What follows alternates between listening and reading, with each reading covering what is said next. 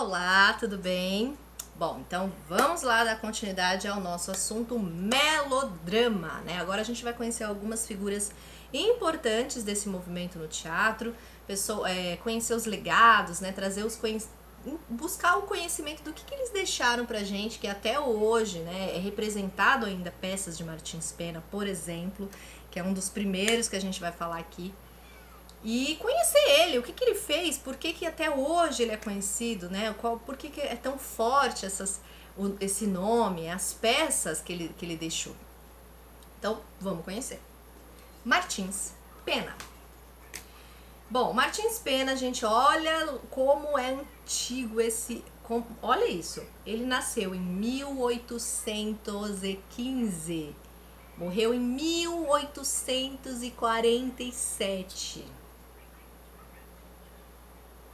Que sobreviveu ao seu tempo como comediógrafo, escreveu 5 melodramas, aos quais denominou dramas, confusão comum nos anos de 1830 e 1840, quando o próprio drama romântico se deixou contaminar por certos recursos formais e conteudísticos do gênero criado por Pichère-Court. Por ordem de produção, são os seguintes: Fernando, ou O Cinto Acusador, de 1837, D. João de Lira, ou O Repto, de 1838, Itaminda, ou O Guerreiro de Tupã, escrito provavelmente antes de 1839, D. Leonor Teles, de 1839, e Vitiza, ou Nero de Espanha, escrito em 1839 e 1840. Nenhum foi publicado durante sua vida, e apenas o último foi representado sem ter feito sucesso. A estreia ocorreu no dia 21 de setembro de 1845, no Teatro São Pedro do Rio de Janeiro. Gente, olha isso! Como regra, os melodramas de Martins Pena buscam cenários distantes e um passado remoto para desenvolver enredos muito dinâmicos. Fernando, ou Cinto Acusador, localiza as ações em Nápoles, em masmorras, em castelos medievais, onde os cavaleiros se medem em lutas pela honra e pela mão de donzelas. D. João de Lira, ou Repto, se passa em Portugal, no ano de 1400. Itaminda, ou O Guerreiro, nossa, olha isso, gente, imagina assistir essa peça. Não, e assim, com certeza, se a gente for atrás, eu acredito que a gente consegue encontrar essas preciosidades de peça, né? Óbvio que com os vocabulários daquela época, com o jeito, estilo daquela época, porque ele escreveu naquela época, óbvio. Mas imagina a preciosidade de montar um espetáculo desse. Esse espetáculo aqui, O Repto, se passa em Portugal, nos anos de 1400. Então, imagina o estudo de Martins Pena para poder montar essa peça. Porque é isso, né, gente? A gente falava, vou montar uma peça, mas é muita coisa para se colocar no palco para que se faça representar tudo aquilo. Então tem que conhecer cultura, tem que conhecer linguagem, tem que conhecer história, tem que muita coisa, né? Que legal. Bom, Itaminda, ou O Guerreiro de Tupã, por sua vez, é a única peça do autor que foi ambientada no Brasil, mais precisamente na Bahia de Todos os Santos, no ano de 1550. Outro aspecto que torna a peça especial é o fato de apresentar índios como protagonistas, coisa rara no teatro brasileiro, que aproveitou muito pouco a temática indianista. Ai, que triste, né? Você vê? Itaminda, ou Guerreiro de Tupã, mostra a luta fratricida entre Itaminda e Tabira, motivada pela paixão que ambos sentem por Beatriz, a moça portuguesa que está prisioneira da tribo. A contenda entre os dois guerreiros mais destacados faz com que a tribo se torne vulnerável ao avanço estrangeiro. A disputa fica mais complicada ainda pela interferência da esposa de Itaminda, Moema, que está empenhada em destruir Beatriz para recuperar o amor do marido. No fim, os índios morrem. Beatriz é resgatada pelos compatriotas, que ao mesmo tempo se apossam do território indígena. Estranhamente, esse desfecho é apresentado como um final feliz. O sucesso dos colonizadores aparece como a única alternativa positiva numa peça escrita quase 2 décadas depois da independência do Brasil. De outra parte, embora mostrados no seu cotidiano na selva, os índios apresentam comportamentos afetivos idênticos aos dos europeus.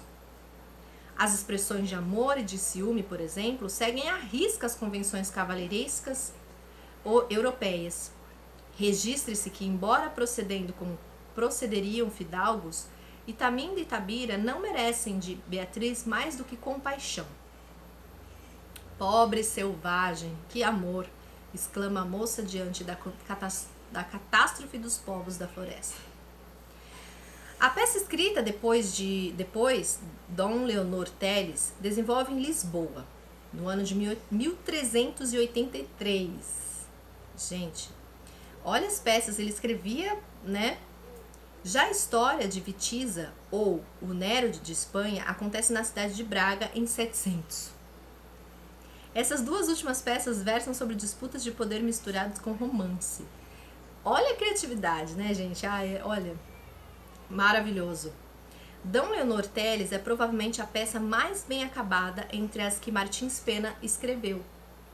Focaliza a sucessão do trono português, abordando um momento histórico que inspirou uma série de obras dramáticas também em Portugal. Nessa versão, a rainha Leonor é o centro das atenções em função da ascensão que vai ganhando sobre o rei.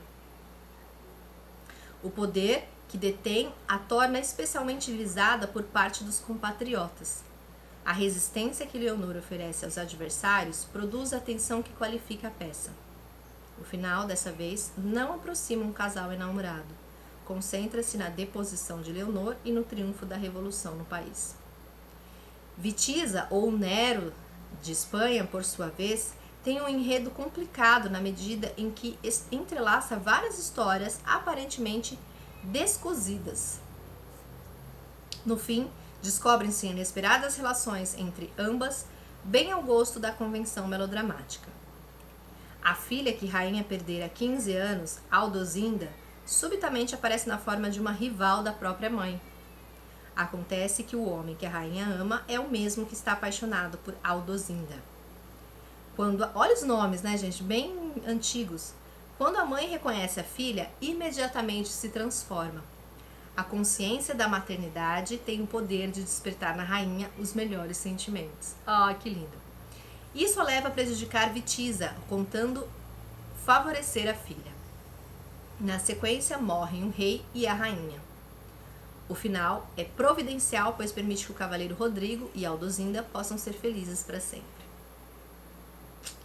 Os melodramas de Martins Pena caracterizam-se pelos enredos complexos e pela recorrência dos temas históricos. São escritos sempre em prosa, de acordo com a tendência dominante. Por outro lado, eles não seguem o estilo sugerido pelas obras de Burgain, que alterna o tom sério e com riso. Os melodramas de Martins Pena mantêm constante seriedade. Embora apenas um tenha sido representado, eles constituem testemunho importante do modo como era possível conceber uma obra dramática por volta da metade do século XIX. A mesma afirmação vale para autores de cuja produção se sabe menos. É o caso de Antônio Gonçalves Teixeira e Souza, Antônio de Castro Lopes, Francisco Antônio de Vargaim e Pedro José Teixeira, que passam a ser objeto de atenção daqui por diante. Então, até aqui, né, a gente conheceu um pouco de Martins Pena. Anteriormente, ele fala aqui, como eu mostrei no vídeo anterior, de Luiz Antônio Burgain, que é a foto. Que pena que não tem a foto de Martins Pena, né? Pra gente poder conhecer. Pelo menos até agora eu não vi.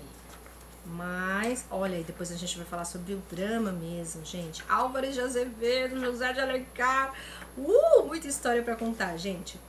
Mas eu tô selecionando alguns personagens importantes, tá? Burgain é bem legal também, mas vamos passar pelos mais conhecidos. Se você quiser aprofundar, conhecer mais um pouquinho, compra esse livro, vai atrás desse livro, porque tem muita coisa pra ver aqui e não vai dar pra gente ver tudo, né? Então eu tenho que selecionar algumas coisas.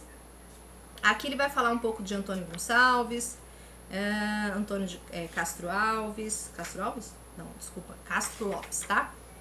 E aí a gente depois já vai entrar no quesito drama, tá bom? Então fique aqui que tem mais história pra contar.